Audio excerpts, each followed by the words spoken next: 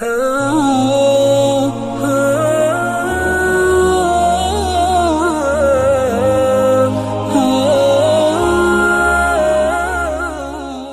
کے نیچے سبسکرائب کے بٹن پہ کلک کریں، بیل کے آئیکن پہ کلک کیجئے تاکہ ہر نئی ویڈیو کی نوٹیفیکیشن آپ کو ملے۔ ویسے تو جو دعائیں وظائف میں بتایا کرتا ہوں اس کی عمومی اجازت ہوتی ہے،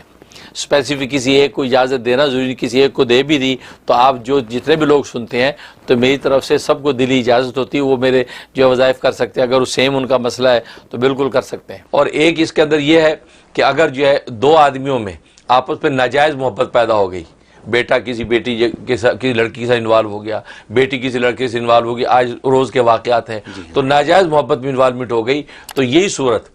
صورت روزانہ جو ہے وہ 71 ٹائم 71 مرتبہ پڑھنی ہے، اور دونوں کا تصور رکھنا ہے کہ ان دونوں میں جدائی ہو جائے، لیکن اس پڑھنے کے دوران میں بسم اللہ نہیں پڑھنی اور درود شریف نہیں ملانا، اور کوئی کڑوی چیز منہ میں رکھنی ہے، مثلا کوئی کالی مرچیں، دو کالی مرچیں منہ لے کے چبا لیں، ذائقہ منہ کا کڑوا ہو جائے، تو اس کو غصے کے ساتھ پڑھنی ہے، یہ تصور کر کے ان دونوں میں ناجائز محبت ان کی ختم ہو جائے اور یہ راہ راست پہ آ جائیں، اس تصور کے ساتھ 71 ٹائم روزانہ رات کے کسی بھی حصے کے اندر پڑھ سکتے ہیں، مغرب بعد سے لے کے